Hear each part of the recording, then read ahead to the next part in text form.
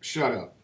So, it's Front Row MMA, and we're here a couple of weeks out from Cage Warriors 62 in Newcastle with debuting pro fighter, apparently, Laura Howarth. Laura, you've got Emma Delaney.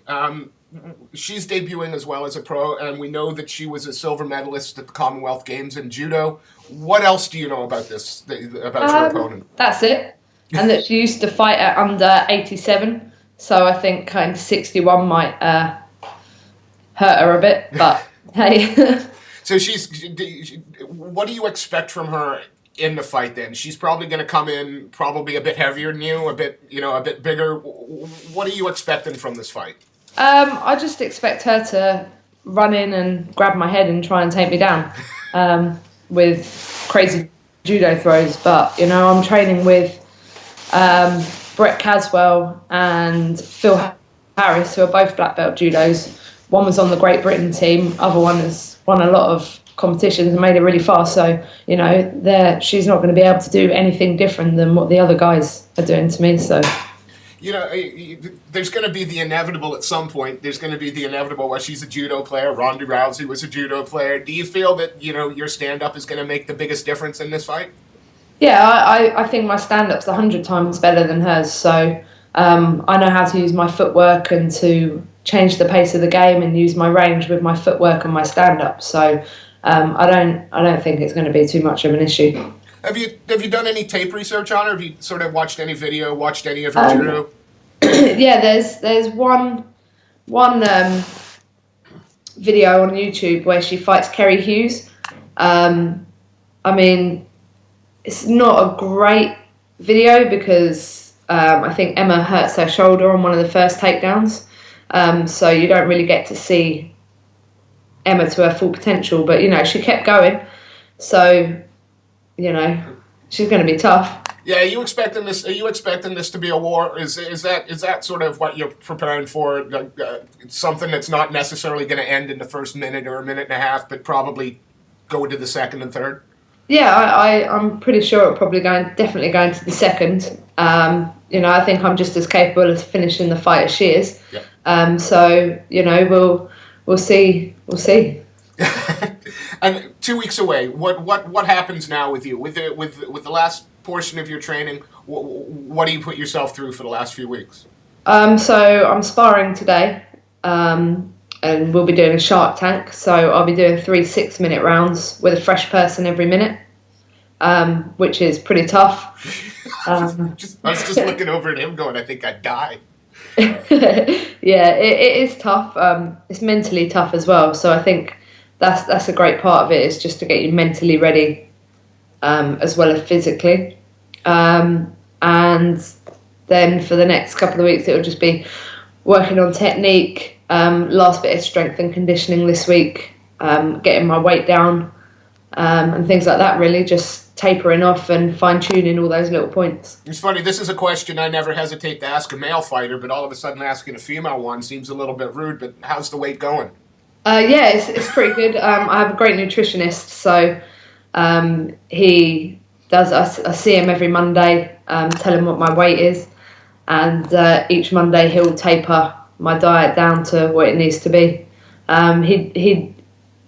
He started off doing like bodybuilders and things like that, and obviously they have to dehydrate and drop a lot of water as well just before they go on to show. So he's very, very good with that side of things. So I'm not worried at all about my weight. I've probably got about 5-6 kilos to go.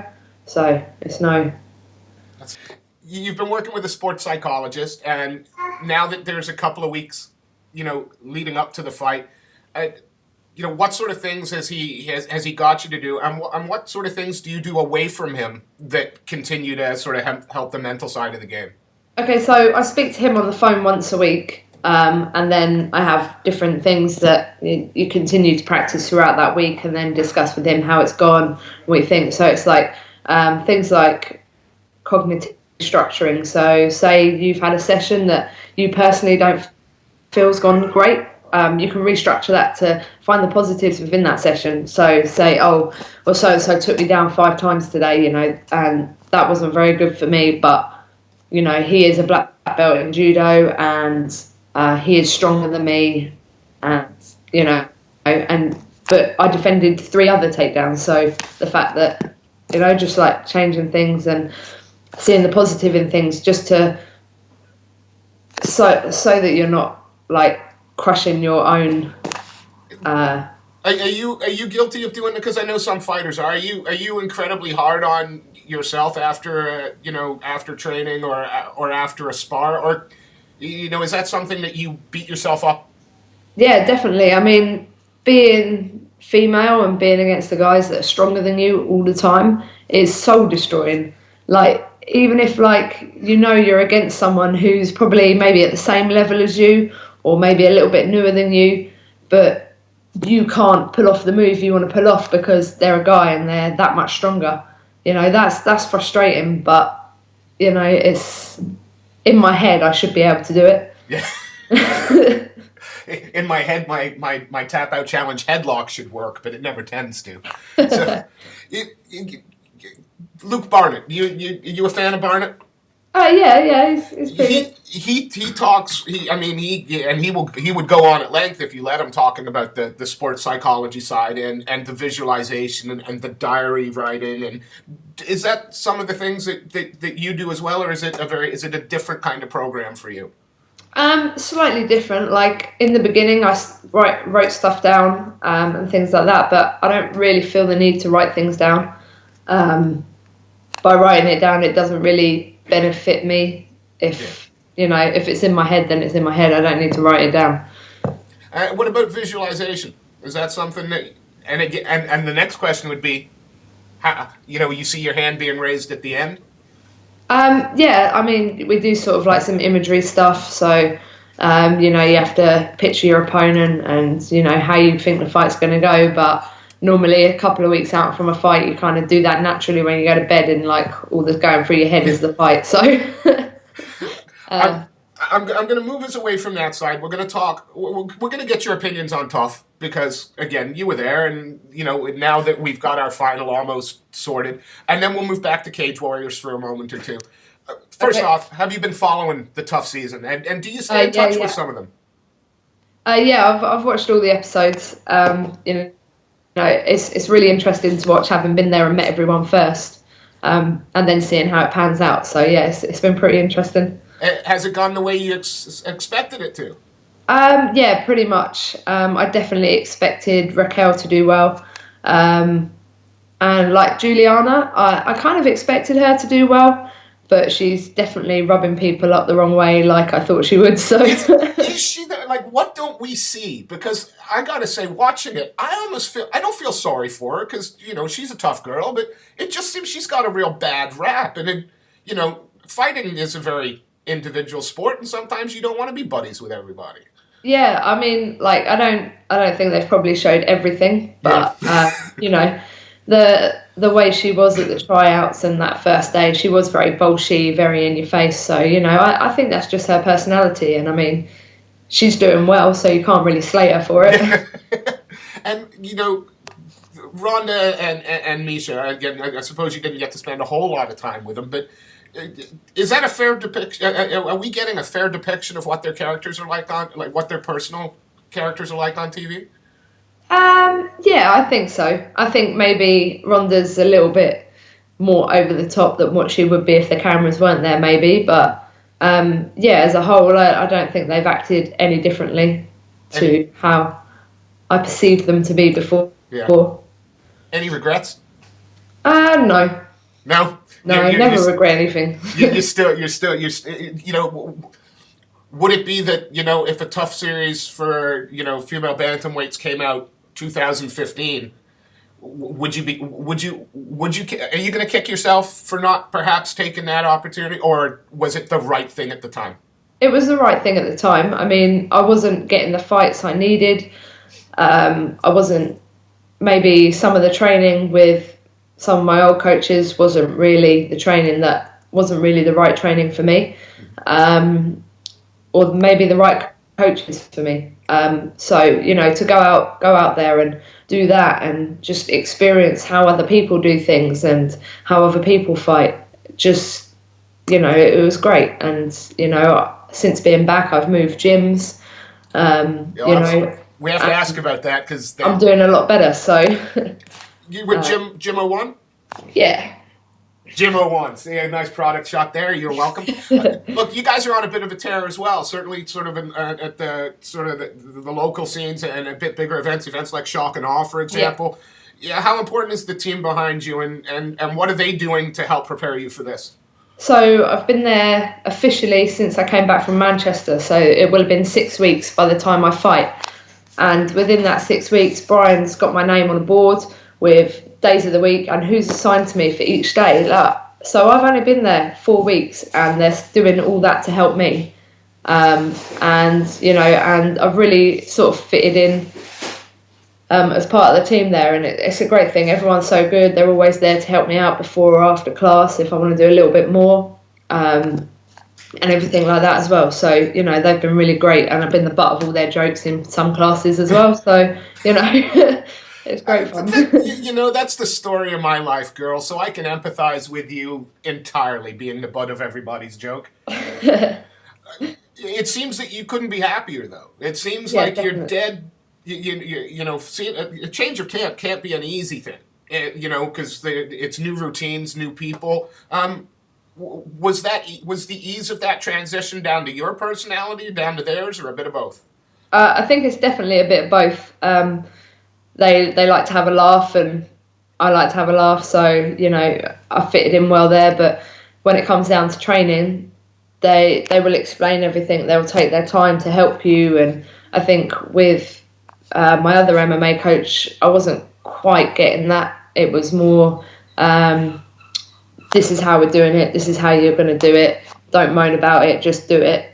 Whereas here, if I'm like, oh, look, I'm just not getting this, Brian will take the time out and say, okay, look, try it like this, do it like this.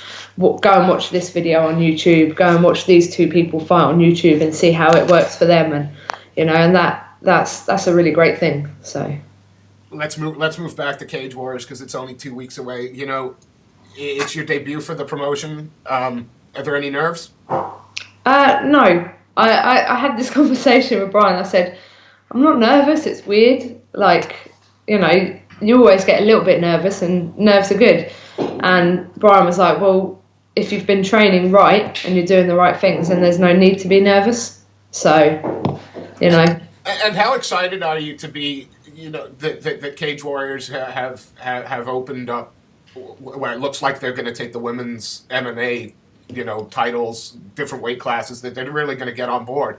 How important is it to a female fighter that a promotion like Cage Warriors has stepped up like that? I think it's great because where MMA is still growing, and particularly for the women, we didn't really have a UK circuit that had a strong foundation. It was, we'll have girls on this show or that show, or if you can find a match. Now we have a foundation in Cage Warriors for women, and that can only grow and get stronger. So I think it's one of the best things that's happened to women's MMA in the UK and Europe, for that fact. And for doubters out there, because there's still a few that I think don't take it, women's MMA perhaps as seriously, or don't think that it's as competitive for whatever reason. What message have you got for them about this fight that you've got coming up? Be prepared for a good fight that's probably going to be better than the guys' fight. The marker has been laid down, ladies and gentlemen. Yeah. Girls can take a lot of punishment. I mean, I was at Shock and Awe the other week, and there was a girl called Molly who fought against another girl, and they just threw down. They were slugging out, and I tell you, everyone said it was fight of the night. It was awesome, and that was an amateur fight, and they fought like they were pros. Is that what you're going for on the 7th? Are you looking for fight of the night, or do you want KO or sub? You can be greedy and have two. Yeah, if I can have two, I'll take all three. Knockout of the night, sub of the night, and fight of the night. Knock her out with a flying triangle. Well, in the third. Brilliant. There are some other women fighting on the card as well. Carrie, I believe who you mentioned is on that card. Are you keeping your eye on anybody else in the division, or is it right now? Is it all about Delaney? It's all about Emma at the moment. But depending whether they're before or after me on the card, I'll definitely be watching that.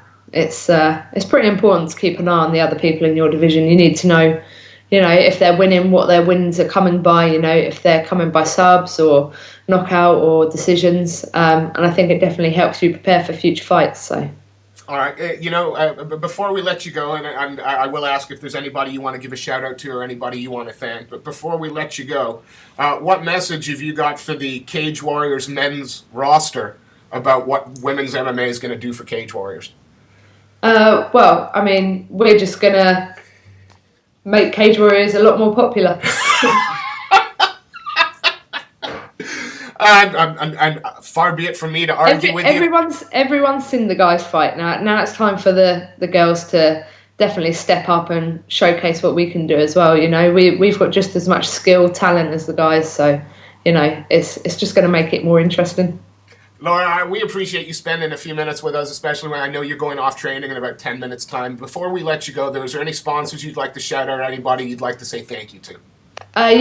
Just my sponsors, Almighty Fightwear, and the Training Pod, and my dad's company, KC Global. They've basically sponsored my medicals and Safe MMA pass, so that's great because I wouldn't have been able to afford that otherwise.